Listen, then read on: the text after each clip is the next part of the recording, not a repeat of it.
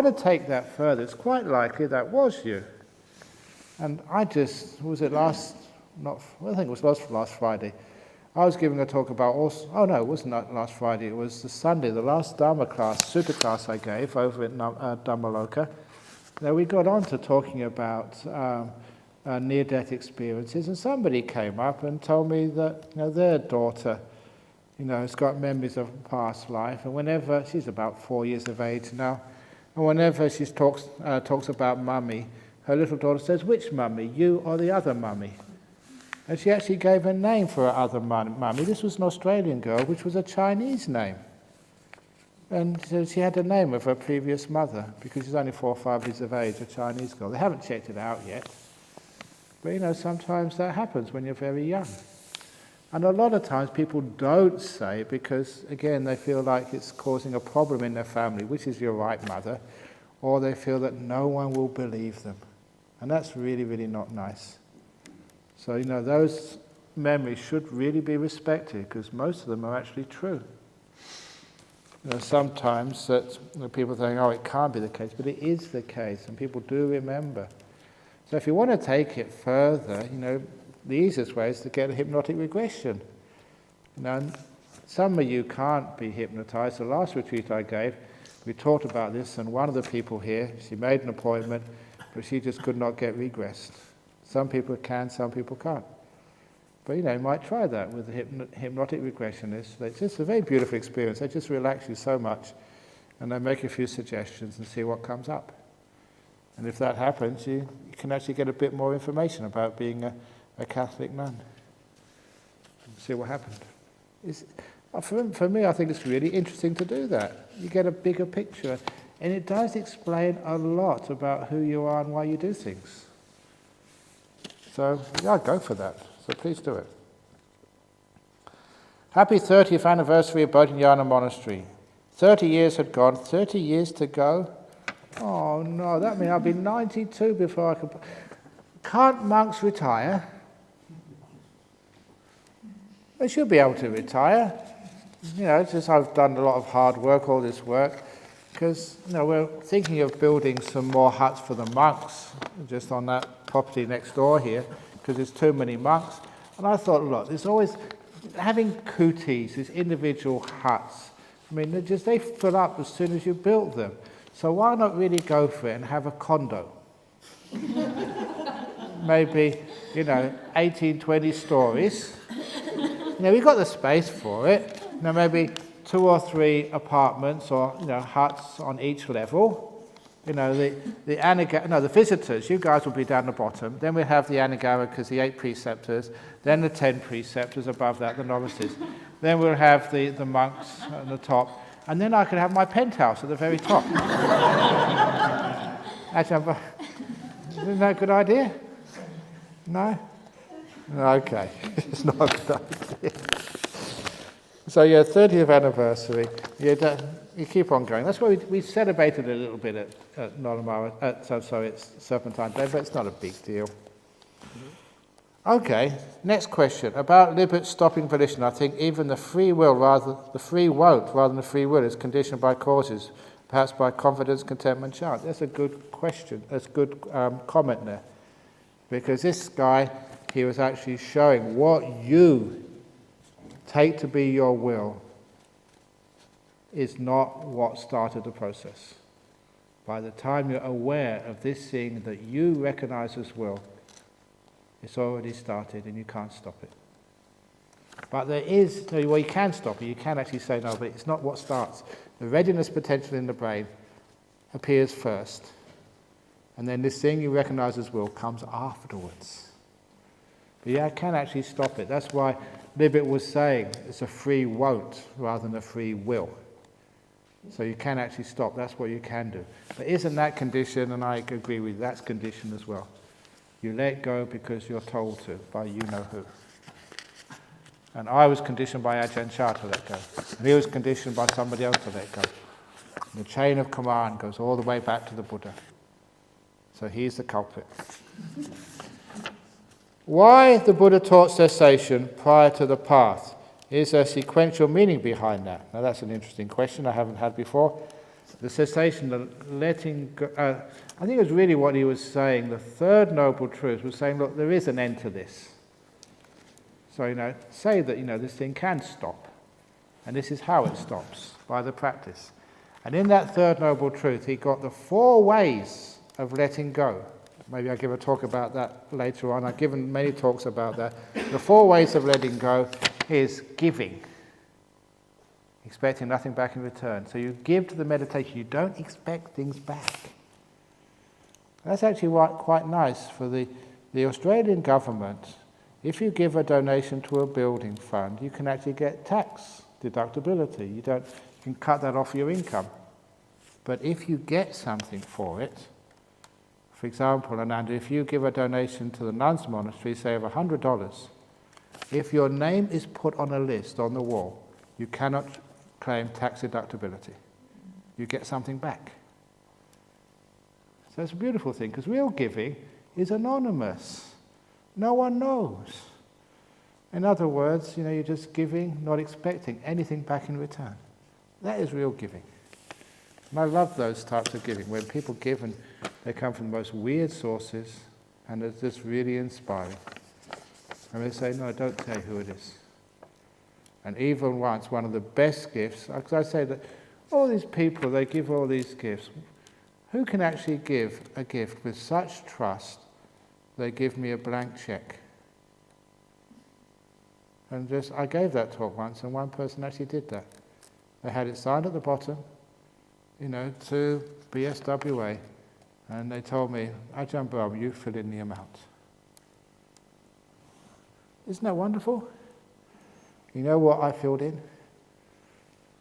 0. And I gave it back to him to put on his wall, so that, just to show that, that's a wonderful thing he did, but I will never ever abuse such stuff. You going to give that a try? How about you trust me? That's wonderful. I gave you a blank check once from somebody. You just write whatever you want on it. And I wrote 0. That's what, he said, whatever I want, that's what I want. I want nothing. That's why I have a Christian some time ago came up to me trying to convert me and say, nothing is better than God. I say, yes, exactly. Nothing is much better than God. So we had this wonderful interfaith dialogue. Anyway, let's go there. So I think cessation was because, saying that it's possible and letting go, and then how to let go was the 4th noble truth. But we'll get into that later on. Please explain Vibhava Danha with Megametta. Okay, the cravings. Vibhava Danha is the craving to destroy, to get rid of. That's almost like the anger-eating demon. Get out of here, you don't belong. And that is just a different type of controlling.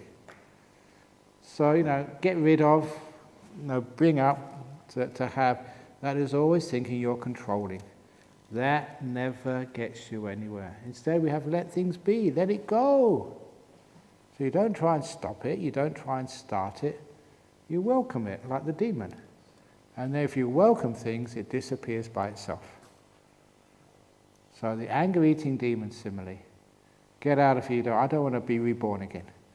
I've had enough. You will get reborn again. It's a different type of craving, it's more wanting. Or the best way of describing that was something which I remember reading in Charles Dickens' Oliver Twist, when one of the people in that book had the wonderful phrase, if he returns that that £5 note, then I'll eat my own head. This guy used to say. And you can imagine, how can you eat your own head?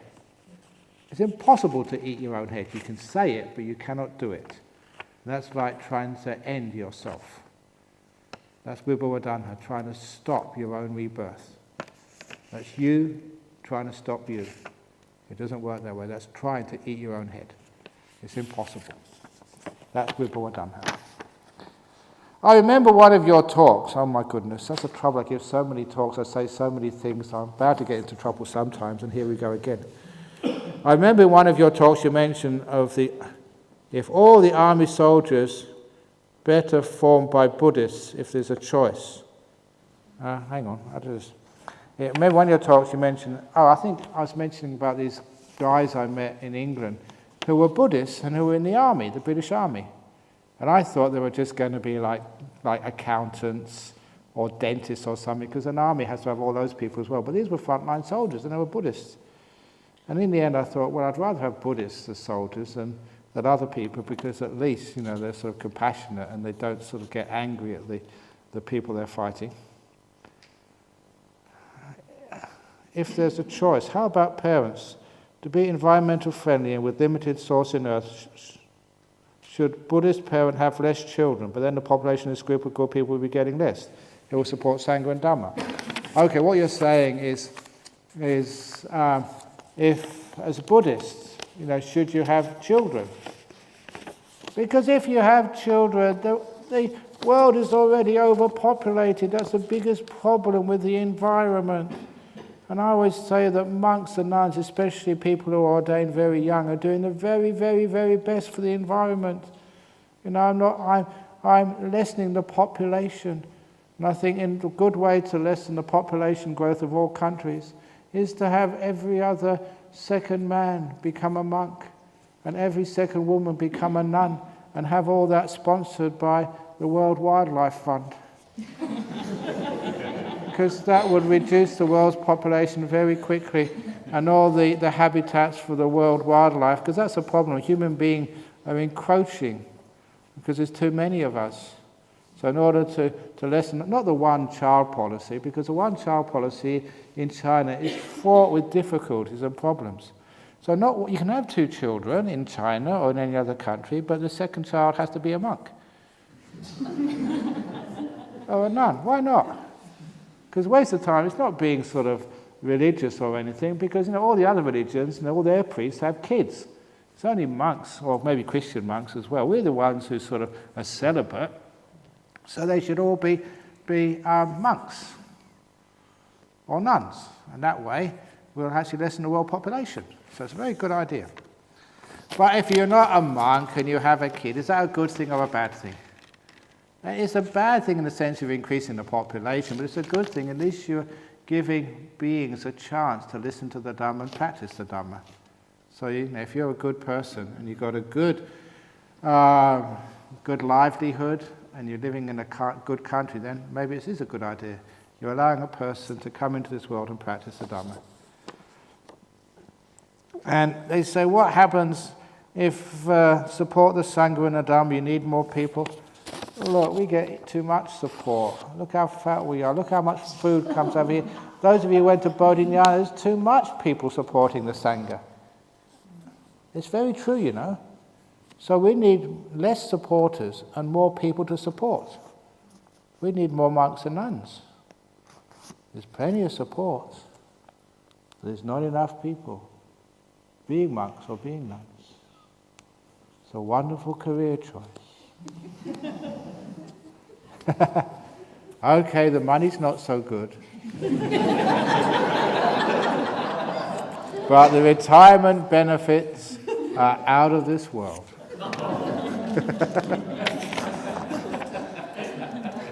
Dear Ajahn, how can you practice contentment and also practice seeing the suffering in all things? Thanks with metta. Remember what I said, service and solitude? There are times when you're in solitude, when you relax, you let go. That's when you are content. And then there's a service when you try and do something to lessen the suffering in this world. But a lot of people, they try and lessen the suffering in this world, and what do? Make more suffering. How many governments had the war to end all wars?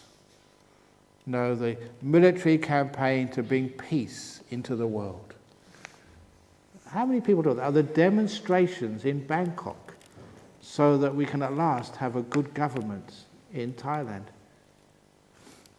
Isn't this the case that sometimes we think we're doing something good, we end up making more problems? So this is sometimes that it's a time when we just learn how to be content for a little while.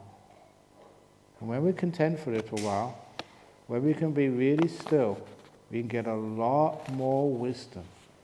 And half of the wars and the demonstrations and the violence in this world will be seen for what it is. Well-meaning People have got good intentions, but they don't know really how to achieve the goals of peace and harmony in this world. You don't get that through violence or through war. You get that through other ways, which are much more difficult, and they take a much longer time. They don't give the quick fixes which politicians need. It's the long-term perspective is what we should be doing. So that's how we can end suffering. And one way in politics is to have a system. I gave a talk on human rights at Curtin. I was giving all these weird ideas, but weird ideas sometimes gain traction. Democracy is a bad form of government, as Churchill said, but it's the best of a bad lot, the best we've actually got.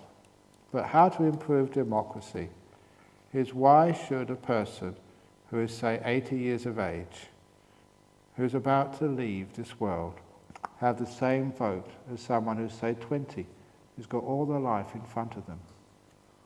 If you have shares in a company, the more shares you have, the more votes you have to decide the decisions of that company. So a 20-year-old has more shares in this life than an 80-year-old. So why don't we adjust the voting power according to people's ages? So maybe from 18 to 30, you have a full vote. From maybe 30 to 50, half a vote. 50 to 70, a quarter of a vote. And after 70, you're out of here soon. You've got no investment, in whatever happens. So no vote at all. It would make a great change to politics, because young people would have far more influence. And these are the people who are going to be sent to the wars. These are the people who are going to have to deal with climate change when it happens. Skewing politics or democracy to people who have got more stake in the outcome.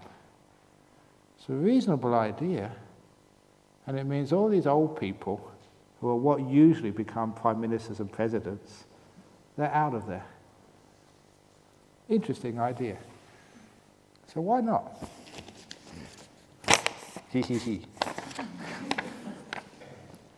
How do we maintain stillness when we are not sitting meditation? You can't really. That's why sitting meditation is the best. Lying down meditation can be still, but this is actually why we do sitting meditation. It's the best possible way to get real stillness. But even if you are eating your food, you can be much more still, than an ordinary person eating their food. Because when people are eating their food, they're talking to each other, they're thinking about whatever, fantasizing, they're not really eating their food. Which is why I say that when you start this meditation, you find that you can actually eat properly. Which means that when you're having your meal, you're not talking to somebody else. I've seen this. People go to these expensive restaurants where people spend a huge amount of money making this incredibly delicious food, and do you taste it? No, you're talking to somebody else while you're eating your food. How can you actually pay attention to what you're eating when you're having an interesting conversation with somebody else? Okay, if you go to McDonald's, you can talk whatever you want because it's trashy food. But if you go to a really expensive restaurant, you have to pay a lot of money. Please tell your partner or your boyfriend and girlfriend, shut up, I paid a lot of money for this, I want to enjoy it. And that's what happens. And if you're not thinking, you can actually taste more, which is one of the reasons why that when you're eating here, see if you can eat silently. And also just taste every morsel of the food, which people spend a lot of time trying to make delicious for you. And you'll find if you can taste it, you'll appreciate it, more saliva is secreted in your mouth, more bile and that's other stuff which you need to digest the food gets secreted, which means your digestion gets far better. One of the reasons people do have digestive problems is because they're not paying attention, so the food is not really appreciated, which means all this stuff doesn't come out of your system to digest things. Makes a lot of sense to me. So when you're mindful, you're aware, and you put your full attention into eating. You really appreciate every morsel, instead of thinking fantasies or talking to the person next to you, or looking out the window to see what's going on. No, just pay attention to what you're tasting, and you become much better with digesting your food. That's my problem. I don't eat that much, but I digest it so well. So much of it gets into my body. Too much gets absorbed. When my mind... I've got all these excuses for being fat. My best one is because I've been telling a lot of people this, that the longer you are a monk or a nun, the more compassion you get. Which means your heart gets bigger and bigger and bigger, pushing out your chest, making it appear fat. It's not fat, it's just a big heart, taking up more space, needing a bigger container. So skinny people must be really small-hearted and mean and nasty.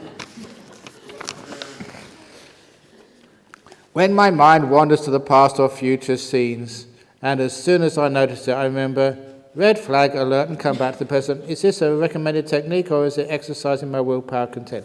It's restraining, it's a will to say no, so it's good, yeah. And after a while you get trained, to come and stay in the present moment, and it's a much nicer place to stay. You're actually here, you're alive.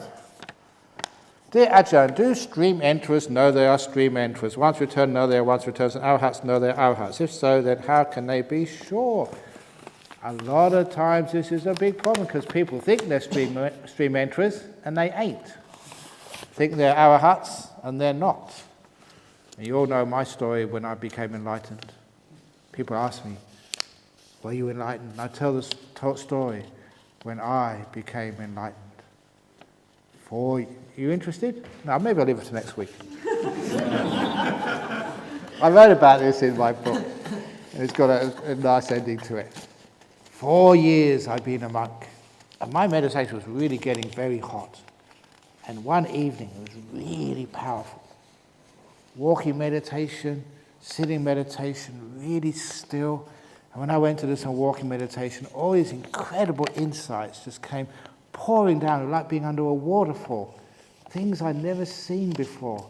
Understanding deepest truths. All the answers just so clear.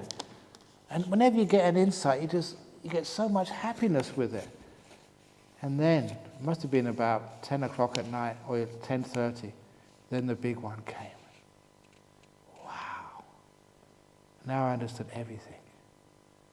And just my meditation was just effortless, just so still. And this was so wonderful being enlightened. And I thought I should go and get a rest. But you lay down, you can't sleep. You've got too much energy, too much stillness. And I got up, you had to get up 3 o'clock in the morning. I got up at 2, I didn't get up, I hadn't really gone to bed. 2:30 I was meditating. And not sleepy at all, just perfectly straight, poised, without any effort or problem at all. It was so wonderful being enlightened. And the chanting, just perfect tone. Everything, it's amazing when you're enlightened. And then we went on the alms round in the morning, and I was giving all this wonderful loving kindness to all these people who had the great opportunity to give their food into the bowl of an arahat. And just, you're so blessed. And then we came for our meal, and I was surprised. Because every morning in this monastery, we'd have our sticky rice, that's all we got on alms round. We'd have the same old stew of rotten fish curry. Every day was the same. And it was rotten fish. These were very simple villagers in the northeast of Thailand. They just catch the fish in the rainy season, and they just bung them into a jar, put a piece of plastic on the top, and leave them to rot. They stank. Bangkok people couldn't stand the rotten fish curry. There's a few people from Thailand here. Now, you hate that stuff, and let alone being a Westerner, but you got used to rotten fish curry again. But this today, there was another pot, And when I looked at it, it was a pork curry. Now, we don't have no choice about being vegetarians or not in those days. And that was actually, edible. And so straight away I thought, this is amazing. The heavenly beings have decided to give a pork curry today to celebrate my enlightenment. Because even heavenly beings, they like to get a piece of the action too. And I thought, wow, isn't this amazing? The day of my enlightenment, they give this beautiful curry. And so the tradition was only about 6 or 7 monks in this monastery. I was the number 2 monk there. So the senior monk, he had the first dibs, the first, spoon. And I couldn't believe just, this monk, they had a big ladle, about 3 or 4 ladles. No one could eat that much of the pork curry. But, there's lots in there, so I thought there's plenty for me. But before he passed it down, he took the rotten fish curry pot and poured it all into the pork curry and stirred it up, saying, it's all the same, it's all the same. After taking his first. Well, I think, what a bloody hypocrite. If it's all the same, why don't you take some rotten fish curry? You spoil my enlightenment lunch. And at that point, I realized I was angry. I can't be enlightened after all. That's definitely a true story. And, from that moment, if you've ever been enlightened and realized suddenly you're not, you don't care what you're eating. I bunged in. I didn't care anymore. I was so depressed. It was nice when it lasted, though. So I recommend being enlightened, but it's really a downer when you realise you're not. So that's why you've got to be very careful. That's why sometimes people think they're enlightened, but the only way you can really find out is having somebody mix the food you don't like with the food you do like and see what happens. That's why you try and get people upset. If like Bali says you're enlightened, I say, no, women can't become enlightened. See what the reaction is. What? Women are just equal to men in Buddhism? I said, okay, yeah, they are equal, but you've just lost it, so you're not enlightened. That's what we usually do. Try and get people to test them out, to see if they are or they're not. Because sometimes you can be deluded. Sometimes you can be so peaceful and so blissed out for days, and then it all falls apart. Close, but not quite. What's the difference between being mindfulness and meditation? Can I leave that to later on? I'll give another talk on what mindfulness is later on, because it's one of the most misunderstood words in today's world. And we have so much mindfulness this and mindfulness that, and it's not really mindfulness, but it works. It makes people a bit more peaceful and happy and solve some problems. But I'll defer that to another day when I talk about mindfulness in more fully. What is the best type of meditation a layperson should do every day? Thank you. There's just stillness meditation is the best. But anyway, for what you do when you leave here, I'll wait till you leave here. I'll do that a bit later. If this question is okay to go on record, please answer. If not, I will ask you later. So a monk in Thailand said the Mahasi Sayadaw technique can get people into deep meditation easily, but eventually they will get stuck. As metta and anapanasati are more difficult to make big progress, but they lay a solid foundation, and once you get in, you will advance beautifully. Please comment. It is true that actually Mahasi Sayadaw himself, he taught the so-called vipassana technique mostly to lay people. When it came to samadhi or to monks, he taught them a different way. And I remember that because he actually once visited England when he was still alive, and when someone was talking about the sound of silence technique, Mahasi said, if it's really meditation, you don't hear any sound at all. And to me that was saying that this guy knew what jhana was. So this was a fellow who was supposed to be teaching just insight, but he did that as almost like a second-class meditation for lay people. And they're not teaching the whole thing of jhanas. Because every monk in Burma knows that, without jhanas there's no enlightenment. And somehow that's taken off now, the disciples of Mahasi side, or say this is, you can get enlightened all that way. But you can't. You have to need jhanas to get enlightened. So, yeah, it gets you so far, but you really have to do things like metta and anapanasati to get into the jhanas to get really enlightened. Without being still, you can't see things as they truly are. And the stillness is a deep jhana, stages of stillness. I read that craving for non-existence, vibhavadana, is also strengthening the idea of self. Yeah, I said that. Please explain. For many years I often say to myself, I wish this is my last birth. After seeing kids struggling at school, marriages, divorces, peer pressure, old relatives die one by one, I just lose interest. Yeah, but the thing is, you are wishing that you don't get reborn. You are doing that. You are trying to control the process. All controlling, all desire is what builds up this sense of self. And the more you try and control, the more you struggle, the stronger your sense of self is. That's why it's so difficult for people to let go. Because to let go, you have to disappear. I shouldn't have really said that, because that's actually giving almost like a game away. When I say let go, when you really let go, you think, you've gone. There's no me here anymore. And that's one of the reasons why, I say on every